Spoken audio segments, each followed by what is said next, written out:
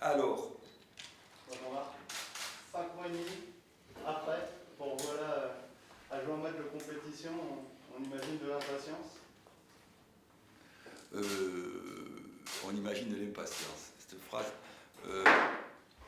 Je pense que oui, en fait, si tu t'adresses aux joueurs, sincèrement, eux, il y a de l'impatience. Quand tu es entraîneur et que c'est pour la première fois de ta vie, même lorsque j'étais joueur et qu'on vit une crise sanitaire de ce type, je reconnais que pour un mec de 62 ans, c'est un peu plus compliqué, tu vois ce que je veux dire. Et d'après ce que je lis aussi de mes copains qui sont plus jeunes que moi, c'est pareil. Parce que tu dois gérer 35 ou 40 personnes au quotidien qui se fréquentent, qui se touchent, et même s'ils respectent, il faut en sorte de respecter les distanciations, etc. Mais n'empêche qu'il faut gérer ça. Et là, dire que tu es impatient, parce qu'en plus, ça fait 5 mois qu'on ne joue pas. Et donc, tu as beaucoup de mal à savoir. En plus, on n'a pas pu jouer un match contre une équipe de référence de très haut niveau, savoir dans quel état nous sommes et quels sont nos points forts et nos points faibles. C'est ce qu'on souhaitait. Donc tu es un peu avec un gros point d'interrogation dessus la tête. Alors les joueurs, eux, je pense qu'ils sont enthousiastes. D'ailleurs, les joueurs, quand on leur a enlevé le match Bordeaux, ils étaient pas contents du tout, parce qu'ils kiffaient l'idée de jouer une Ligue 1. Donc, en ce qui me concerne, autant effectivement, je suis quand même à l'idée très content de repartir dans ce championnat, mais vous imaginez bien que, compte tenu des conditions que l'on vit, tous, dans tous les métiers, et nous tous, c'est un peu un point d'interrogation très fort pour les 10 mois qui viennent, à la fois sur nos compétences, pour l'instant, et on va le voir au bout de 8 ou 10 matchs, toujours pareil, quelles sont nos compétences, puis à la fois sur ce qu'on vient de vivre. Parce que moi, je faisais partie, si tu veux, des gens qui étaient partisans de faire les 10 matchs. Derniers matchs. Alors à tort ou à raison, et certainement à tort, puisque le gouvernement a décidé qu'on stoppait tout. Mais pourquoi ? Parce que tout simplement, je restais dans mon rôle d'entraîneur où les 10 dernières rencontres du championnat avaient la victoire à 3 points depuis 30 ans, ou je ne sais pas combien qu'on a la victoire à 3 points, ce sont les plus importantes. Il y a de nombreux clubs qui ont raté une grande partie de leur saison et puis qui réussissent leurs 10 derniers matchs et qui arrivent effectivement à émerger. Donc moi, mais du coup, maintenant qu'on n'a pas fait ces 10 derniers matchs, donc on manque beaucoup de repères sur l'adversaire, sur les adversaires, savoir quel niveau ils ont et sur notre niveau à nous. Voilà. C'est la reprise la plus particulière que vous avez à faire de votre carrière en tant qu'entraîneur, avec tout le contexte que vous venez d'expliquer. Mais sans déconner, pas toi. Bon, j'en étais moins que vous. Ah oui, t'es jeune, mais pas toi. Et à part ceux qui ont connu la... non, en fait, Giroud, une fois, il me dit, si, en 57, c'était l'année où je suis né, il dit, putain, il dit, j'étais jeune à Poitiers, il y avait un virus, c'était la grippe espagnole, je crois, un truc comme ça. Ça fait 1 million de morts, mais on ne le savait pas, il n'y avait pas de journaux, il n'y avait pas de presse, il n'y avait rien. Ah bon, je lui dis, oui, ça a déjà existé. Alors c'est vrai que ces pandémies, depuis que l'homo sapiens vit, de ces pandémies, on les a régulées, mais ça a toujours existé, les gens ils mouraient de ça.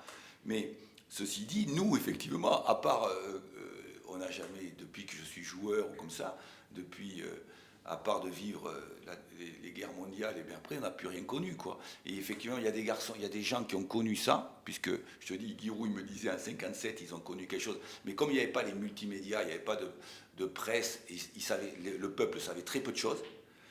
Mais sinon, oui, c'est quand même très très particulier, c'est vraiment quelque chose à vivre, et je pense que c'est pour tous les citoyens pareil. Voilà. Ce matin, j'ai reçu ma fille, elle m'a pas voulu me faire la bise. Je vais la chercher à la gare. Elle me dit, oh papa, t'es en danger, toi.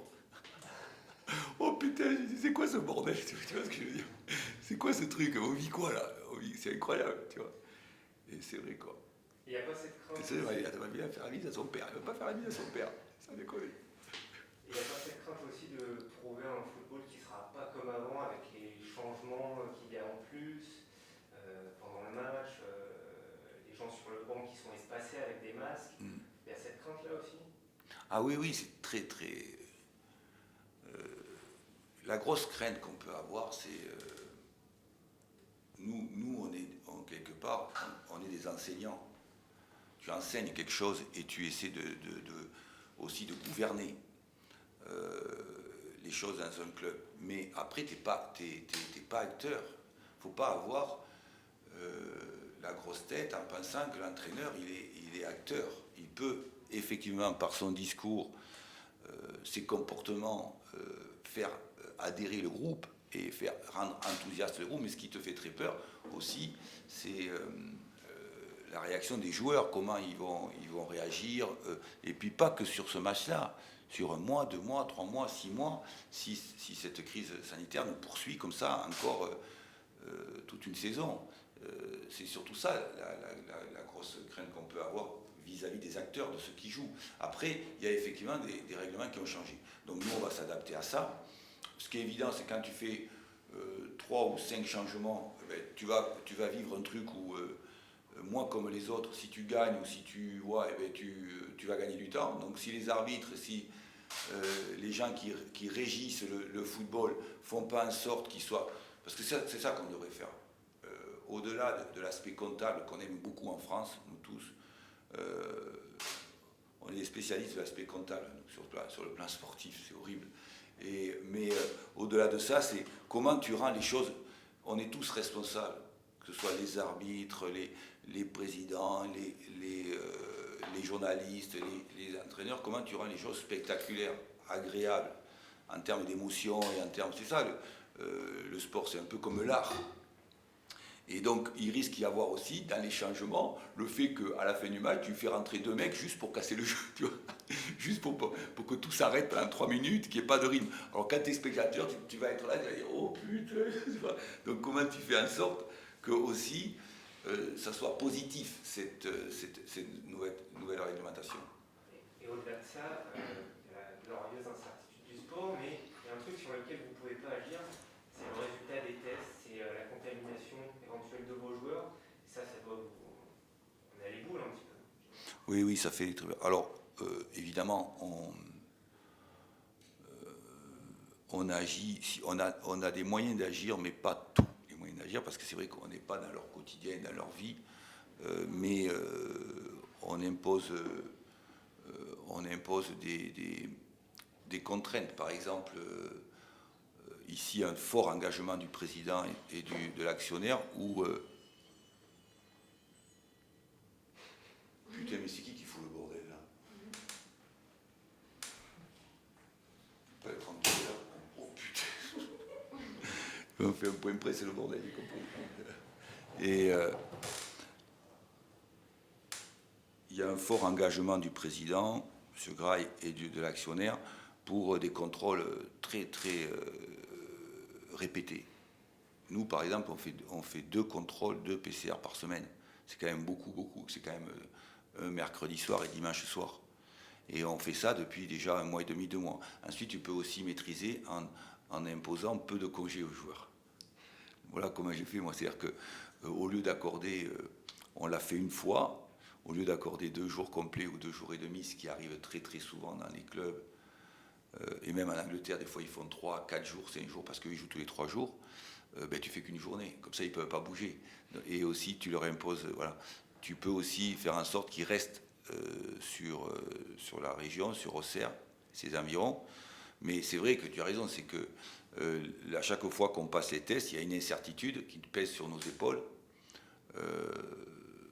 pour ces trucs-là. Parce que, qu'est-ce qui va se passer cette année quand on voit le premier match, déjà OM, premier match reporté, on se dit comment, j'ai dit aux joueurs, ça peut effectivement énormément perturber et fausser le championnat.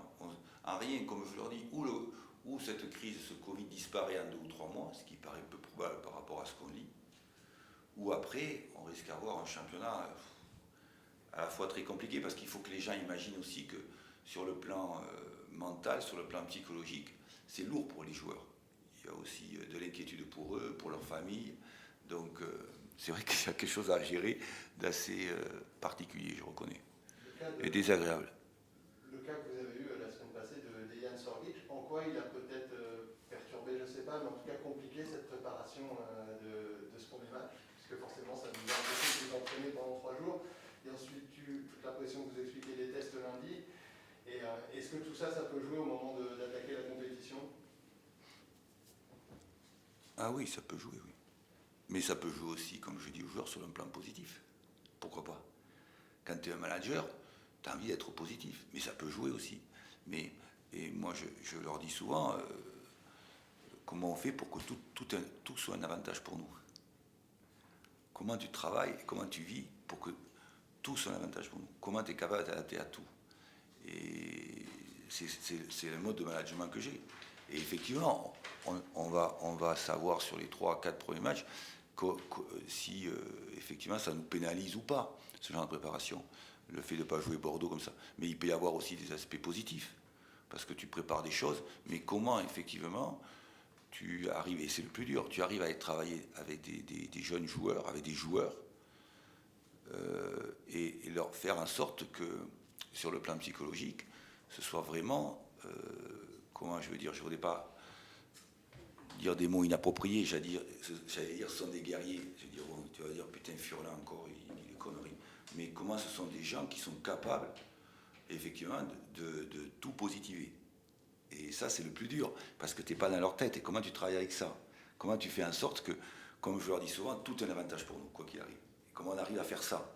Et de façon à ce qu'on ait les compétences aussi, tactiques, techniques, générales, physiques, pour avoir les clés qui te permettent d'aller chercher des résultats intéressants. Mais c'est vrai que c'est long aussi, hein, parce que effectivement tout le monde a envie qu'on fasse un très bon début de saison, mais on a un début de saison très costaud, très lourd, et je comprends très bien, parce que comme je dis souvent à mes joueurs, l'idéal c'est, quand tu es footballeur professionnel, ce qu'on devait apprendre dans les centres de formation, c'est pas de faire 38 matchs exceptionnels, ça n'existe pas, ça arrive une fois tous les 20 ans. Par contre, comme je l'ai souvent dit ici en point presse, c'est comment tu débutes bien, comment tu finis bien. Et essentiellement, comment tu finis bien. Parce que tout est là. Moi, je vous le dis souvent ici, ma seule angoisse que j'ai depuis que je suis entraîneur, c'est est-ce que tu vas passer au travers à la fin? C'est angoissant. Parce qu'à la fois, tu laisses une mauvaise image, et en plus, tu dégages. Tu dégages parce que c'est à la fin que tout se joue. Mais l'idéal, quand je dis aux joueurs, c'est à la fois pour le public, les supporters et tout le monde, c'est comment tu débutes bien. Mais la saison est très longue. Et on peut aussi travailler ces premiers matchs pour être très très performant par la suite aussi. Parce que ça peut arriver. C'est là aussi où ces 5 mois d'absence de compétition nous mettent dans une situation d'interrogation permanente. Parce que tu aurais fait ces 10 derniers matchs, tu aurais dit, bon, eux ils sont là, nous on est là, nous on a tel niveau, nous on a, voilà. Tandis que là, depuis 5 mois, tu dis, bon, mais qu'est-ce qu'on vaut? Est-ce qu'on est des burles? Est-ce qu'on est zéro? Est-ce qu'on est bon? Est-ce que, voilà, tu sais pas. Est-ce que Sochaux est très fort et c'est la meilleure équipe du championnat? Est-ce que, voilà. Et c'est difficile à savoir. Et donc, c'est là maintenant, ça va nous sauter aux yeux sur les 10 premiers matchs, quoi. Voilà. Et comment on continue à travailler pour progresser aussi. Sur un plan psychologique, le fait de jouer dans un stade avec une jauge à minima, est-ce que ça peut impacter justement le mental des joueurs? Pour certains, oui. Pour certains, ils ont vraiment besoin d'avoir du monde dans les stades. Il y a des joueurs qui me disaient, coach, comment on fait si c'est vide? Moi, il y en a un qui me disait, moi, coach, je veux me faire insulter ou me faire encourager, mais je ne veux pas voir les tribunes vides. Bon, ceci dit, il faut que je prenne beaucoup de recul, parce que moi, je voudrais, effectivement, j'ai le sentiment qu'il faut des gens dans le stade, toujours. Parce que le football, c'est comme quand tu es dans ton village de 1000 habitants, tu aimes bien que ta chérie, ton frère, ton papa viennent te voir jouer. Tu aimes ça. Et tu le fais exprès parce que ça te fait plaisir de jouer devant, voilà. Mais de notre côté aussi, maintenant, avec les multimédias, avec la télévision, tu as besoin aussi de jouer pour les gens qui sont devant la télévision, qui ont envie de passer des bons moments à regarder les matchs de football ou d'autres sports. Donc il faut que je prenne plus de recul là-dessus. Mais c'est vrai que, par contre, sur le plan psychologique, ça peut impacter les joueurs. Ceci dit, figure-toi que ce qu'il y a de bien, c'est que il y a déjà des gens qui viennent, tu vois. C'est que ce qu'il y a de très bien, c'est que les autorités ont dit, voilà, il y a 5000. Donc déjà, c'est mieux que que si tu es 10 dans le stade, tu vois, ou 30, tu vois. Donc déjà, c'est une très bonne chose, vois-tu. Alors c'est dommage parce que ça pénalise certains, mais c'est déjà mieux que si le stade est complètement vide, oui, effectivement. Vous attaquez votre deuxième saison. Le club, forcément, comme toujours, se veut ambitieux. Le président parlait cette semaine du top 5 comme objectif. Vous avez passé votre première saison à essayer de faire entrer dans ce groupe vos principes de jeu, votre méthode, des entraînements assez lourds. Est-ce que vous parlez ensuite de l'incertitude, forcément, des derniers mois? Est-ce que vous vous sentez quand même l'équipe plus forte qu'il y a un an, au même moment? Ça, ce sont les résultats qui vont le dire. Et même si des fois, tu peux être très fort et avoir des résultats difficiles, et qu'après, comme par hasard, les résultats ils tombent. Ça arrive très souvent. Tu as des équipes qui font un très très bon début de saison, tout le monde est content, tout le monde saute de joie, et puis c'est des burnes. Et puis au bout de 8 ou 10 matchs, les mecs ils gagnent plus un match. Parce que c'est sur l'enthousiasme et tout ça. Donc comment tu construis des choses? Mais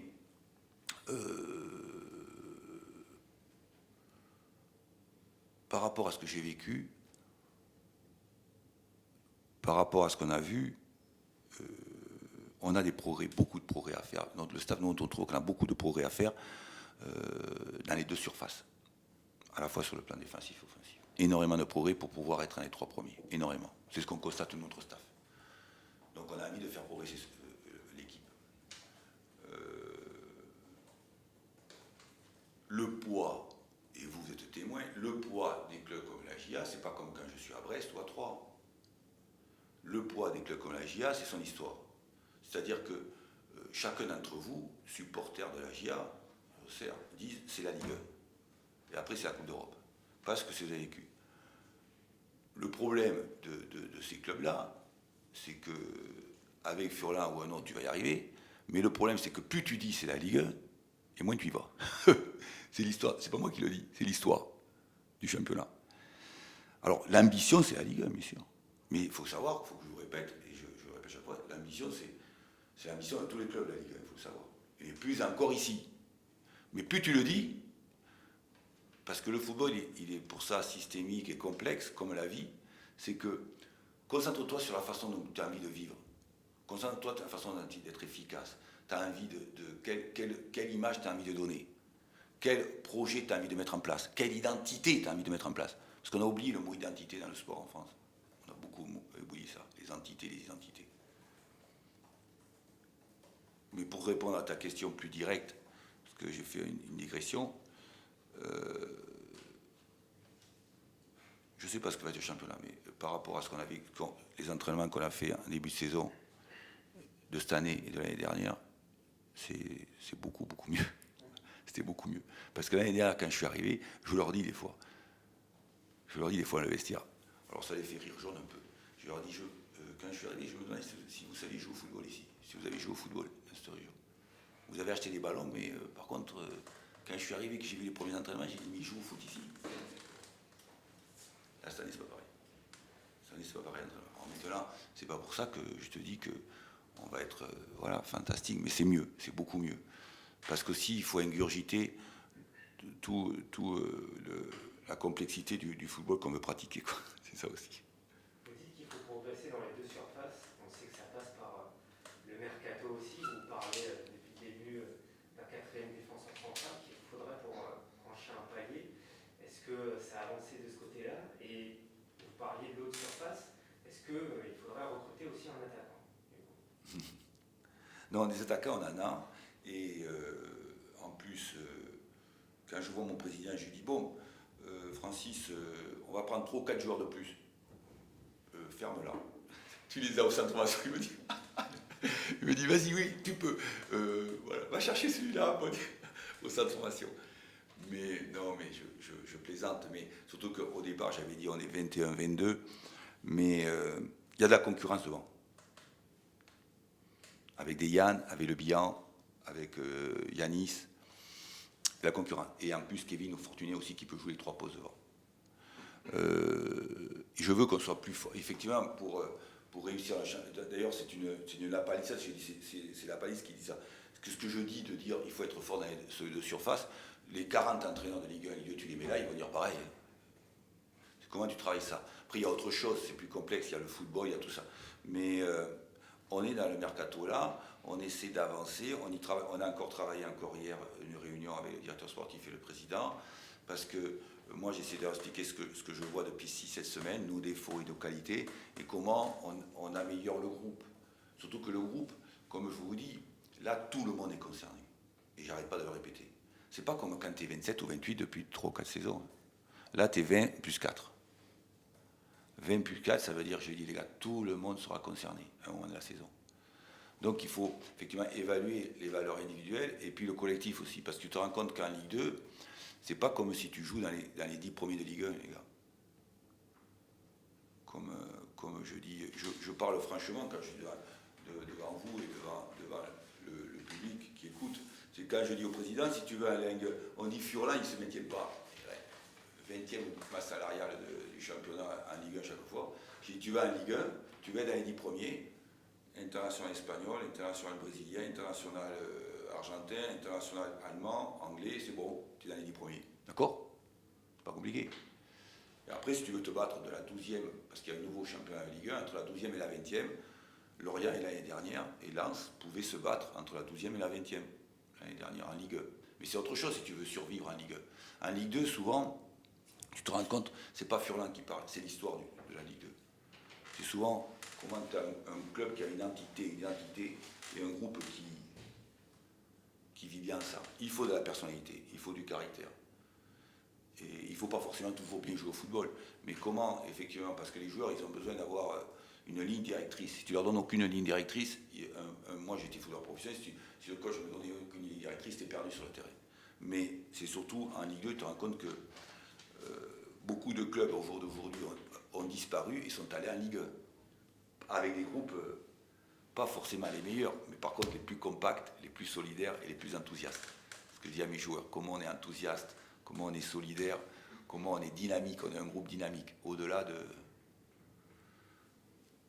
Il faut des compétences, effectivement, mais au-delà des compétences. Là, cette saison, vous avez donné vraiment un avis et une ligne directrice assez forte au mercato auxerrois pour avoir des joueurs, pour la plupart, que vous connaissiez, que vous savez, qui connaissent votre méthode, ce que vous pouvez apporter et sur le terrain et dans la vie groupe. Voilà. Qui Au traite. Et qui? Fortuné. Mais Fortuné, je ne connais pas mon Fortuné. Vous ne le connaissez pas du tout? Il a un joli nom, lui. Mais... Ouais.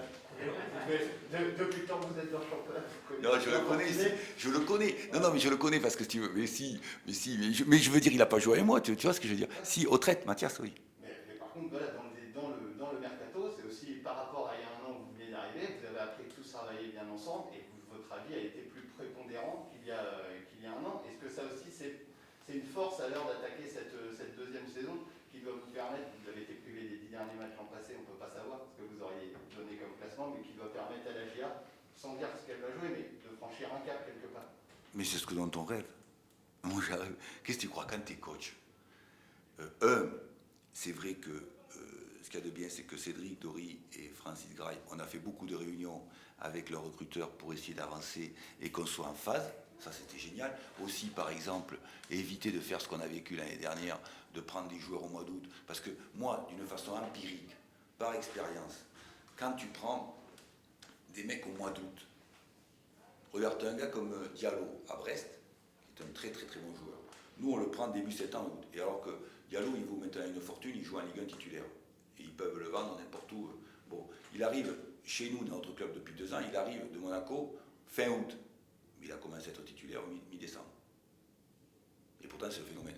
Parce qu'il fallait qu'il prenne, qu'il rentre dans l'alchimie de ce qu'on faisait vivre aux joueurs. Donc, ce qui est intéressant là, c'est effectivement, quand Mathias retraite, lui, comme il dit, il arrive avec le logiciel Furlan. Il connaît. Donc ça, c'est un avantage aussi. Maintenant, est-ce qu'il va être bon? Je ne sais pas. Bon, on verra. Mais c'est vrai que par rapport à ça, quand tu es entraîneur, tu n'es heureux que si tu gagnes les matchs, les gars. Et moi, je préfère effectivement avoir aussi de l'influence, et on a eu beaucoup de débats là-dessus, quitte à être viré, parce que tu es mauvais, et à te faire insulter, il vaut mieux que tu te fasses virer et te faire insulter si toi, tu as choisi tes joueurs, non? Tu te fais virer, voilà, plutôt que si tu te fais virer et insulter que toi qui n'as pas choisi tes joueurs, tu dis, c'est quoi ce bordel? Tu vois ce que je veux dire? Bon, voilà, c'est tout. Mais parce que c'est ça, quand ça ne marche pas, c'est l'entraîneur. vous savez bien ici. Donc c'est mieux comme ça. Et on a travaillé main dans la main avec Cédric et avec les recruteurs et Francis Graille et mon staff aussi, qui sont très influents. Parce que moi, à part les joueurs avec qui j'ai travaillé, je ne connais pas les footballeurs français. Donc c'est mon staff qui, eux, Padovani, Manu, Pascal, eux, par contre, tu leur dis n'importe quel joueur, ils vont te décrire le poids, la taille, les cheveux, tout ce que tu veux, comment ils s'habillent, comment ils vivent, ils connaissent tout. Ligue 1, Ligue 2, ils connaissent tout par cœur. C'est pour ça qu'ils sont avec moi d'ailleurs, parce que moi, ça ne m'intéresse pas. Vous en êtes tout, entre guillemets, à ce moment-là, dans la construction de votre équipe. Est-ce que déjà, pour ce week-end, vous pouvez compter sur tout le monde, à l'exception de Dejan, forcément. Et est-ce que le fait de ne pas avoir joué Bordeaux, c'est gênant par rapport à peut-être quelques doutes qui vous restaient sur ce début de saison, forcément, parce qu'il y a quelques postes où vous pouvez encore avoir quelques Oui. Il y a plein de questionnements. Le football, c'est pour ça que c'est un sport très populaire et il y a plein d'ailleurs de sociologues, même Edgar Morin et tout ça, qui ont dit c'est la complexité de la vie. Et donc c'est très complexe. Quand tu joues pas à Bordeaux, à la fois ça peut aussi être, comme j'ai dit joueur, il faut que ça soit bénéfique. Comment on est positif? Mais quand tu es coach, tu dis, moi j'aurais pu évaluer des choses, des points faibles, des points forts, voir qui choisir plutôt que qui, tu vois ce que je veux dire. Ça c'est sûr que quand tu es coach, putain, j'avais les boules. Quand on était en réunion après l'entraînement, qu'on apprend ça, avec le président, et je joue le jeu, j'ai dit oui, il faut dire à Bordeaux qu'on ne joue pas. Mais j'étais fou de rage, je tapais sur la table, j'étais fou de rage. Je tapais comme ça parce qu'on ne joue pas Bordeaux. Parce que ça te donne des repères, vois-tu. De l'autre côté aussi, comment c'est positif. On a pris 3 jours de congé, on a fait du jus. Mais c'est vrai qu'en revanche, je te le dis, il me manque plein de repères. Repères de savoir. Par exemple, on sait que Sochaux, c'est une équipe très athlétique, beaucoup plus athlétique que nous, on l'est. Donc comment on va pouvoir passer ce cap-là, résister à leur force athlétique, voilà, donc ça, il y a plein de choses, d'éléments que j'ai pas parce qu'il nous manquerait, voilà, un match ou 2 référents, vois-tu. Mais bon, c'est bon, on rentre dans le championnat et puis on va voir, quoi, on verra bien quelles sont nos compétences, quoi, voilà. Vous arrivez entre guillemets un peu à égalité. Même si on veut améliorer un peu, tu vois, on veut améliorer encore le groupe, on voudrait encore améliorer le groupe, c'est ce que je l'ai dit. Aider aussi le groupe et l'améliorer parce qu'on n'est pas très nombreux et tu te rends compte que si on fait le calcul, pour faire la saison complète, peut-être s'il y en avait un élément ou 2 de plus, même si j'ai envie de regarder sur les centres de formation, mais comme me disait un certain entraîneur, la jeunesse ne t'assure pas la pérennité des résultats. C'est ce que disait un entraîneur de très très haut niveau, pas Furlan, hein, pas un entraîneur de Ligue 2, un entraîneur de très haut niveau anglais. Il disait bon voilà. Mais bien, même si je veux faire jouer des jeunes, mais j'aimerais renforcer un petit peu ce groupe, on en parle beaucoup, de façon à lui donner plus de maturité, de solidité, quoi, entre guillemets, voilà. Et votre groupe, il en est où là, justement, à part Dejan qui ne sera pas là? Non, c'est bon. À part Dejan, il y a Lloris qui est blessé, qui va revenir la semaine prochaine. Donc, tu te rends compte, ça réduit vite, parce qu'on est 20 plus 4. Donc ça réduit vite. Et ça peut être un risque majeur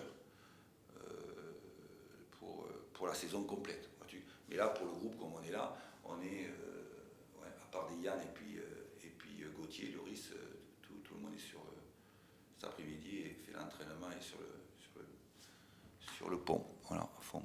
Qu'est-ce que vous pouvez me dire sur Sochaux? Vous venez de dire justement qu'il y a un cas de Covid, eux aussi ont eu un match amical en moins. Ah ben là c'est un match référence parce que c'est une équipe très très solide. Ils sont allés au PSG, ils ont perdu qu'1-0. Même si c'est difficile de se faire des opinions, mais quand même c'est une équipe très solide, très athlétique, extrêmement hermétique, qui prend peu de buts. Donc pour nous, sincèrement, ça va être vraiment un match référence et très difficile, effectivement, très difficile. D'ailleurs, c'est ce qui me fait craindre un peu, parce que on sait que ça va être un match très difficile, et juste pour débuter, tu vois, par exemple, parce qu'on n'avait pas le choix sur le fait d'imposer dans le calendrier des choses, parce que moi, ce que j'aime bien quand j'arrive dans les clubs, ou si tu veux jouer le maintien, ou si tu veux jouer la montée, c'est comment tu joues, ce que je dis toujours, hein, le premier match à l'extérieur. Comme ça, tu reçois parce qu'il y a eu 1 ou 2 fois, je l'ai très mal vécu dans certains clubs, tu reçois le dernier match. Et comme d'ailleurs l'année où on est monté avec Brest, moi j'ai dit, voilà, on n'a que 37 matchs, les gars. Voilà. On reçoit le premier, mais on n'a que 37. Le dernier, vous faites une croix, parce que, voilà. Et pour pouvoir obtenir nos objectifs. Mais là, on est vraiment de suite dans une difficulté. Moi, je pense, par rapport à la belle équipe qu'a Omar Daf, je pense qu'on est de suite dans le dur, dans une confrontation très difficile, de suite. C'est mon avis, quoi, voilà.